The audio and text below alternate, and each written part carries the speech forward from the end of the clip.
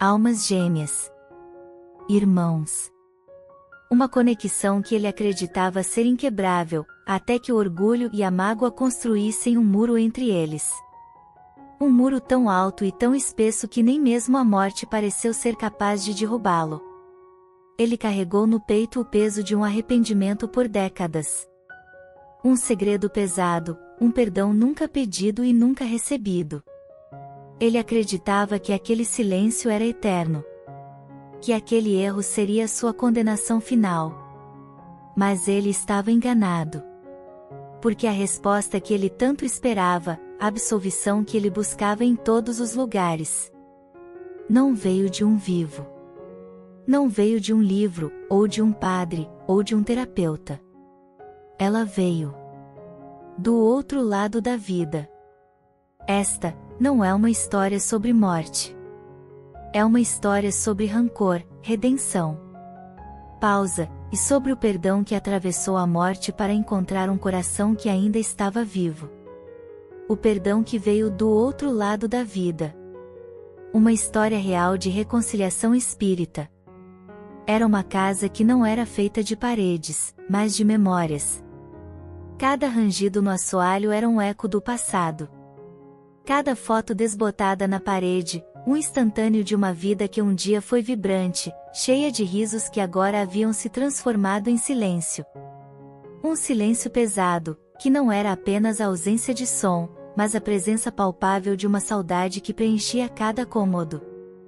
Aqui, vivia João.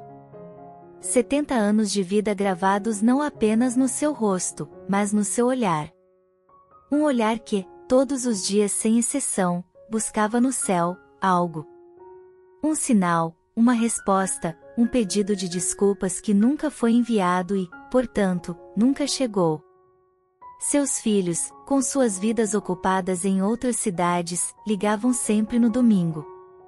Eram conversas cheias de "está tudo bem, pai", e "como vai a saúde", mas sempre terminavam com aquele mesmo silêncio do lado de João.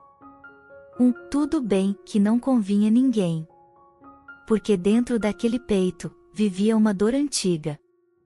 Uma ferida que não cicatrizava, porque era alimentada todos os dias pelo remorso. E a origem dessa dor tinha nome: Carlos. Mais que um irmão, um companheiro de todas as horas, um cúmplice de todas as travessuras da infância. Eles eram inseparáveis, até que o mundo adulto chegou com suas complexidades amargas. Uma discussão tola, sobre algo que nem sequer importava mais, talvez uma herança mal resolvida, talvez um mal-entendido sobre um negócio. Ninguém se lembrava ao certo do estupim, mas todos se lembravam das consequências. Palavras duras, ditas no calor da raiva, que nunca foram recolhidas. Gestos irrefletidos, que construíram um muro de orgulho entre dois corações que antes batiam em uníssono. Eles não se falaram por anos. Prometeram a si mesmos que não cederiam. O orgulho é um carcereiro cruel, meus amigos. Ele prende você na cela fria do seu próprio ego.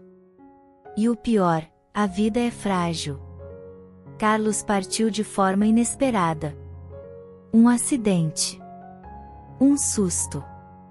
E partiu levando consigo todas as palavras não ditas. Todas as desculpas não trocadas. Deixou para João o fardo mais pesado que um homem pode carregar, o peso do "e se?". E se eu tivesse procurado ele? E se eu tivesse engolido meu orgulho? E agora? O que resta? Como se cura uma ferida que o outro lado já nem sabe que existe? Como você pede perdão a um túmulo? João achava que a história tinha acabado ali, naquele ponto final definitivo que a morte impõe. Ele estava resignado a carregar aquela culpa silenciosa para o resto de seus dias. Mas o universo, meus amigos, o plano espiritual, ele tem seus próprios caminhos. Caminhos que nossa limitada compreensão humana não pode antever. Porque algo estava prestes a acontecer. Algo que iria desafiar tudo o que João acreditava sobre vida, morte e perdão. Algo que viria não de um lugar qualquer, mas do único lugar de onde ele menos esperava, mas mais precisava, do outro lado da vida. E aquele silêncio estava prestes a ser quebrado. João se lembrava daquele dia não como um evento do passado, mas como uma ferida sempre aberta. Cada detalhe estava gravado a fogo em sua alma.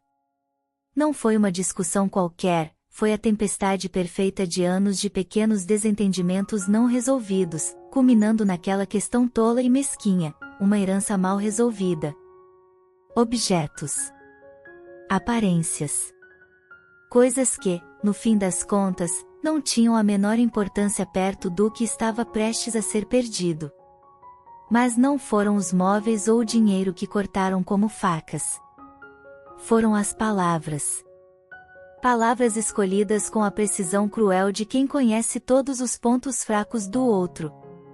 Acusações que nasceram da raiva, mas que se alimentaram de uma verdade distorcida, uma versão da história que cada um contou para si mesmo para se sentir certo, justo, superior.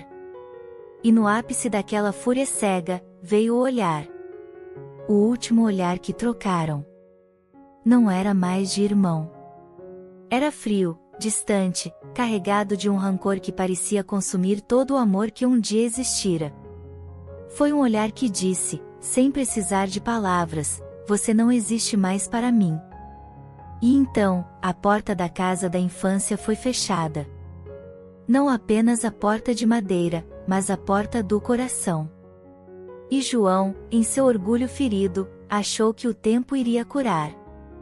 Sempre achamos que o tempo vai curar. Mas o tempo, sozinho, não cura nada. Ele apenas entorna areia sobre a ferida, enquanto ela continua lá, infeccionando por baixo. Anos se passaram. A vida seguiu seu curso, mas entre os dois, apenas o silêncio. Até que a notícia veio, cortante e final como um raio em um dia de céu azul, Carlos havia partido em um acidente de carro. Partiu rápido, sem aviso. Partiu sem que nenhum dos dois tivesse tido a coragem de esticar a mão, de engolir o orgulho e murmurar a única palavra que importava, perdão. E assim, João ficou completamente sozinho com seu remorso. As noites se tornaram entidades vivas, longas e torturantes. O silêncio da casa antiga não era mais apenas silêncio, ele sussurrava. Sussurrava nos cantos escuros, no vai-e-vem da cadeira de balanço, no tic-tac do relógio que parecia contar o tempo perdido. Você poderia ter feito diferente. Você devia ter feito diferente. Era um mantra de auto-culpa que ecoava na sua mente, um loop interminável de arrependimento. O peso no seu peito era físico, um fardo que ele carregava a cada passo, a cada respiração. Ele tentou, com toda a força que tinha, seguir em frente. Casou. Teve filhos que encheram a casa de risadas novas. Trabalhou duro a vida toda.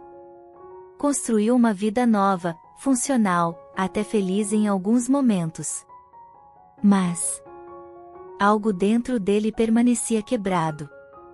Uma peça fundamental da sua alma estava faltando, rachada naquele dia e arrancada de vez com a partida de Carlos.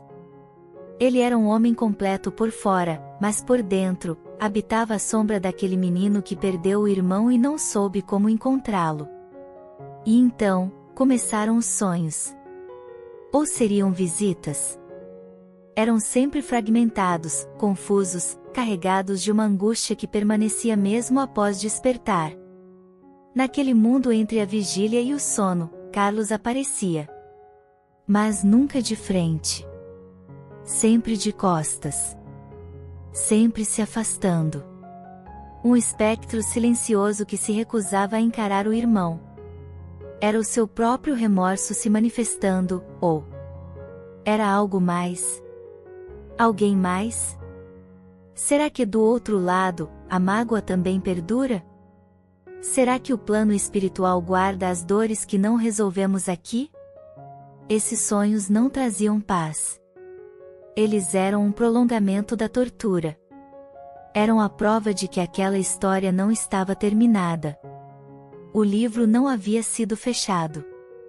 A última página aguardava ser escrita. Algo precisava acontecer. Algo iria acontecer.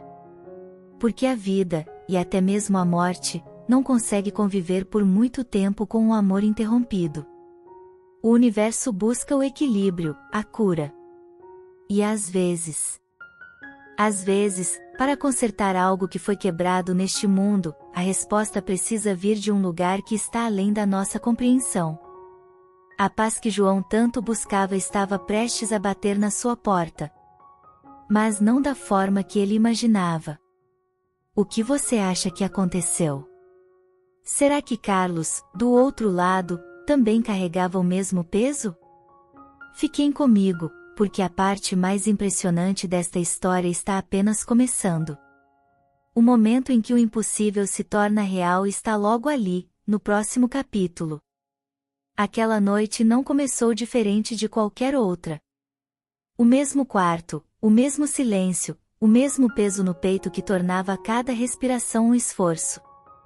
João adormeceu, como sempre, exausto não pelo cansaço do dia, mas pelo fardo de uma vida.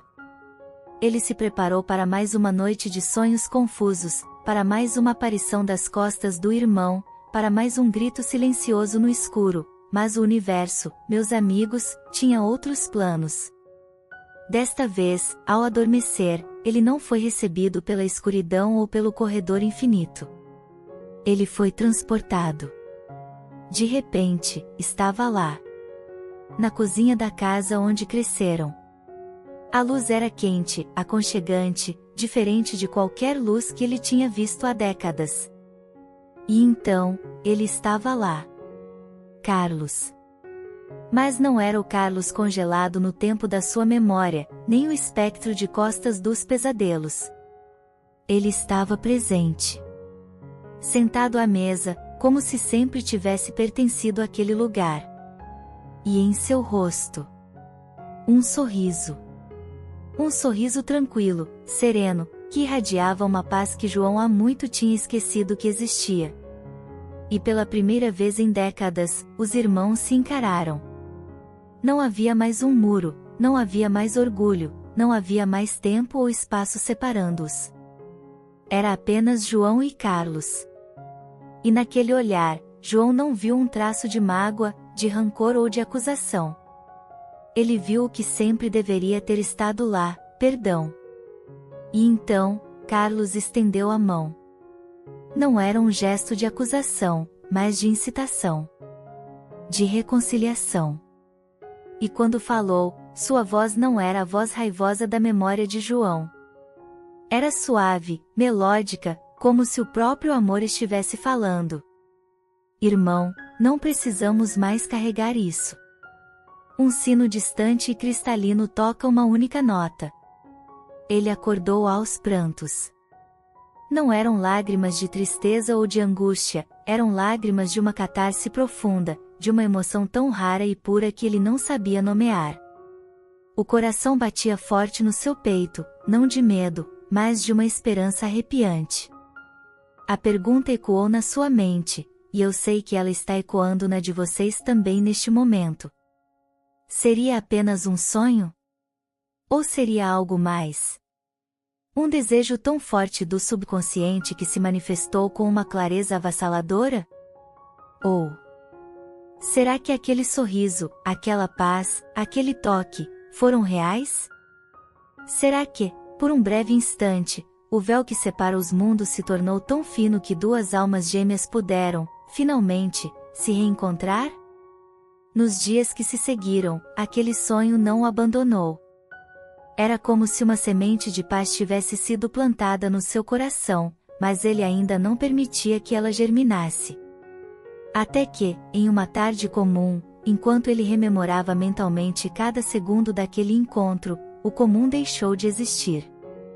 De repente, sem aviso, a atmosfera do quarto mudou. O ar, que antes era pesado e parado, tornou-se leve. Mais leve que o normal. Respirar tornou-se fácil, como se ele estivesse no topo de uma montanha. Uma sensação de paz invulgar, Uma serenidade absoluta que ele nunca experimentara, preencheu o ambiente. Não era algo que vinha de fora para dentro, era algo que nascia dentro dele e transbordava, inundando tudo ao redor. Era uma paz que pertence ao outro lado. E então, veio a voz. Ela não foi ouvida com os ouvidos. Foi sentida. Era clara, cristalina, impossível de ser confundida com um pensamento próprio. Ela ecoou no mais profundo do seu ser, vinda de um lugar além dele mesmo. E carregava uma mensagem tão simples, tão poderosa, que desfez décadas de sofrimento em um único instante. Está perdoado, João. Siga em paz. E ali, sozinho em seu quarto banhado pela luz dourada da tarde, João finalmente entendeu. Não foi apenas um sonho. Foi um encontro. Uma ponte foi construída entre dois mundos. Uma mensagem de além-vida foi entregue. O perdão que ele tanto buscou, que ele achava impossível, que ele acreditava estar enterrado junto com o irmão. Esse perdão tinha sido concedido. Mas esperem, isso é tudo? Será que essa era a conclusão? O que aconteceu depois? Como João reagiu a essa revelação absoluta? E mais importante, como eu sei cada detalhe dessa história? Porque a reviravolta mais extraordinária ainda está por vir. Uma reviravolta que vai conectar o mundo espiritual ao mundo físico de uma forma tão tangível, tão incontestável, que deixará todos sem fôlego. Fiquem comigo, porque no próximo momento, vocês vão descobrir a prova. A prova física de que o amor é a única coisa que realmente pode atravessar a morte. A história não acaba aqui. Na verdade, ela está apenas começando. Não percam o próximo capítulo, a reviravolta final, a prova que veio do além. Naquele quarto banhado por uma paz que não era deste mundo, João não sabia explicar pela lógica, pela razão ou pela ciência o que havia acontecido. Mas ele sabia, com uma certeza que vinha das profundezas da sua alma, que uma carga de toneladas havia sido literalmente retirada de suas costas. O peso do remorso, o fardo do arrependimento, a âncora de mágoa que ele carregava há décadas, simplesmente se dissolveu. E ele chorou. Não foi um choro de dor, mas um choro de cura. Lágrimas que lavavam feridas antigas, que regavam um coração ressequido pela tristeza. Era o fim de um longo inverno e o primeiro suspiro de uma primavera que ele jamais imaginara possível. Mas, meus amigos, o plano espiritual, quando age, não o faz pela metade. Ele não nos envia um sinal tão profundo e depois nos abandona. Ele nos prepara para acreditar e então ele nos apresenta a prova. A confirmação tangível, inquestionável, de que aquela experiência foi real. E essa confirmação estava a caminho, na forma de uma visita que ninguém, absolutamente ninguém, poderia ter previsto. Na mesma tarde.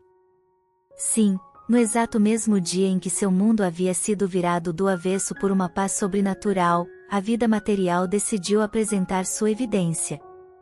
Ao abrir a porta, João deparou-se com um rosto que ele não via há anos, talvez décadas. Era Sofia, sua sobrinha. A filha de Carlos. A menina que outrora corria naquele mesmo jardim, agora uma mulher feita, com os olhos do irmão que ele perdeu. A coincidência era grande demais para ser apenas coincidência. A visita não era social. Havia um propósito maior naquela aparição. E depois dos cumprimentos, das perguntas sobre a vida, Sofia revelou o verdadeiro motivo daquela visita inesperada. Ela estava reformando a casa antiga da família, a mesma casa do sonho de João, e encontrou um baú esquecido no sótão. Um baú que pertencera a Carlos. Dentro daquele baú, entre fotos e recordações, ela encontrou uma carta.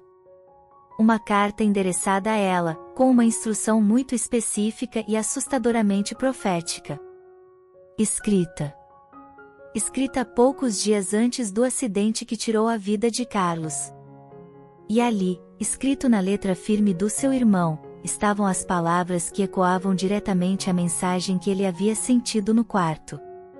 As palavras que Carlos não teve tempo de dizer em vida. As palavras que João havia esperado a vida inteira para ouvir. Minha querida Sofia, se algo me acontecer, há algo que você precisa fazer por mim. Algo que eu não tive a coragem de fazer em vida. Por favor, encontre meu irmão. Diga a ele que eu o perdoo. E que eu lhe peço, do fundo do meu coração, que me perdoe também. A vida é muito curta para guardarmos rancor. O amor é tudo o que importa, no fim das contas. E então, João entendeu. Tudo. Aquele não foi apenas um sonho vívido. Não foi uma alucinação de um homem atormentado. Não foi sua mente criando um consolo. Aquilo foi uma ponte. Uma verdadeira e real ponte entre dois mundos. O perdão que ele recebeu naquela tarde não era uma metáfora. Era uma transação espiritual real. Carlos, do outro lado da vida, movido pelo mesmo amor que sempre os uniu, encontrou uma maneira.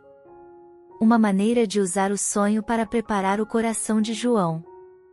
E de usar a sua própria filha, e uma carta escrita há tanto tempo, como instrumentos para trazer a prova final, a prova tangível que um coração cético precisava para se render completamente à cura.